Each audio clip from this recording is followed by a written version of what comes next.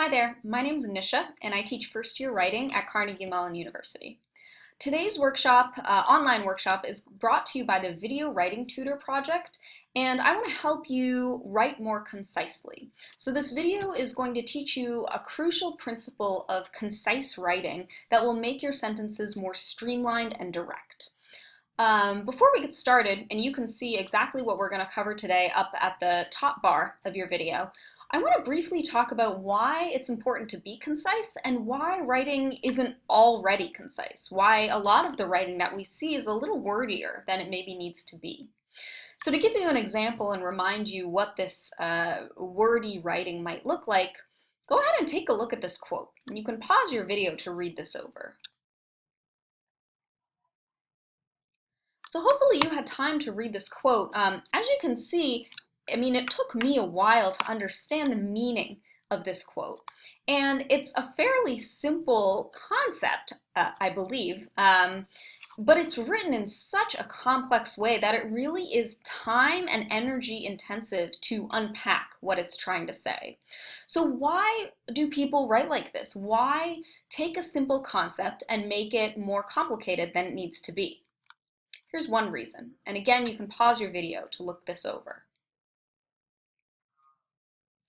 So Michael Crichton, as you can see, gives us one reason why people might write in a deliberately confusing way. Of course, he's talking about medical writing, but I'm going to argue this applies to all various fields of writing. And the idea here is that people might try to write in complex ways to impress people and make people think that their writing is very sophisticated and complex. And of course, the rationale in the upper left-hand corner is something that I think we've all maybe felt at some time in our lives. Wow, if something is this hard to read, it must be really smart. Now, there is something to this philosophy, but most of the time, this is what I'm going to argue. Writing should be as clear as possible so readers can focus on the complex content. In other words, complexity of our writing shouldn't come from having an obscure or very complex and winding sentence structure.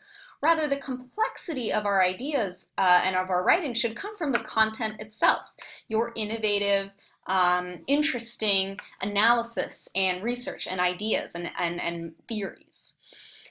So what this is arguing is that writing should actually be as simple as possible. And again, the complexity is coming from your content.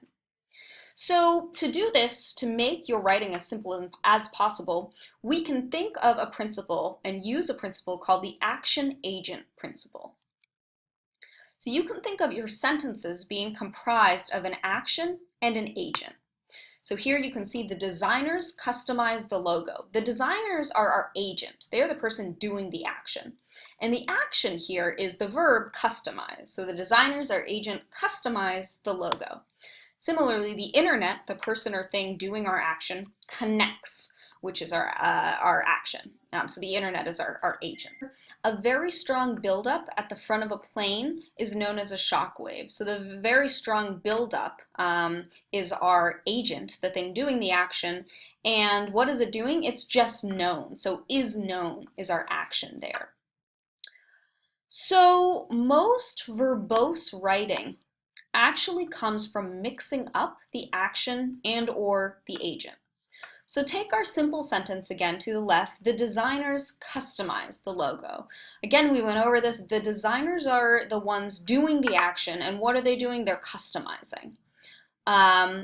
Take a look now at this other sentence right here. The customization of the logo is done by the designers. So what we're doing here is we are taking what used to be our agent, and that's not even really part of the sentence, it's just relegated to a phrase at the end, but we're taking our action and making it into the agent.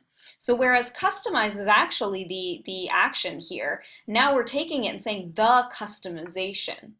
Our new action is just is done. Now this is really interesting because these two sentences have the exact same meaning, but the one on the right, as you can see, is much longer and much more complex. It takes a little bit longer for me to really understand what it's trying to say. So this is the argument here. Take a look at these other examples. When you mix around your action and your agent, it not only makes your sentences longer in terms of words, but it also makes your sentences more complex and a little harder to understand. Take, for example, the connectivity of users across the world is a result of the internet. So no more do we have our simple agent and action construction.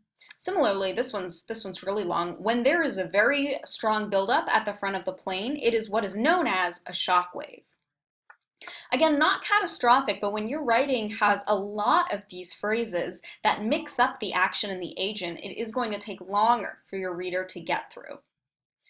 Now, there are times when, despite the fact that it takes a little more mental energy to read such sentences that mix up the action and the agent, you still might want to do it. One of those examples is passive versus active voice. So you can see here, you can see that at times you might want to make the deliberate decision to actually ignore this action and agent principle. So let's take a look at active versus passive voice, and this might be review for some of you. So active voice, subject, verb, object. And this is the most simple and common construction in the English language. I ate the cookie. Compare this to passive voice, right? So the cookie was eaten. So we actually now have the object verb and then the subject, me. I'm just implied. And the difference here really is where the emphasis is placed. So in active voice, the emphasis is on me.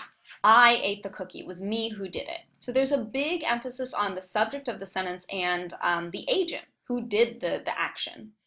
The passive voice, on the other hand, puts the emphasis on the action, the fact that the cookie was eaten. Don't worry about who did it. That's not important. Just worry about the fact that the cookie was eaten, the action.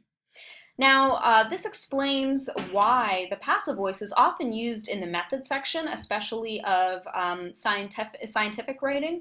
For instance, it is not important who titrated the various materials, just the fact that they were titrated. It doesn't matter that I did them. So all of this to say, and of course there's other instances where you want to ignore the action agent principle. This is just one of them. So keep in mind that you want your writing to have deliberate decisions. So make deliberate decisions in your writing. So this is really the main takeaway from today, and how you will execute this in your sentences is through these two simple questions you can ask yourself. So with a sentence such as the designer's customizing example, first locate your agent. Who's the person doing something in this sentence? So here, the person or thing doing something is the designers. They're the ones doing something. And then you can locate the action that they're actually doing. What are they doing? They're customizing. So that's a great way to kind of untangle some of your sentences.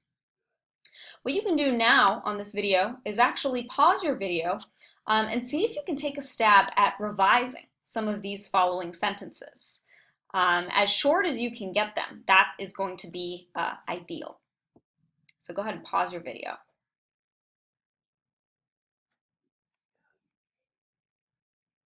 So this is what I got. You can check your answers against mine. Again, all of these revisions are going to change the meaning a little bit, so ultimately we'd have to ask the author what he or she intended. So if you have any further questions about this action agent principle, I highly encourage you to reach out to the Global Communication Center. You can make an hour-long appointment with one of our consultants and talk about any questions you have. And our contact information is at the bottom. Hopefully you found this workshop helpful. Thank you so much for listening.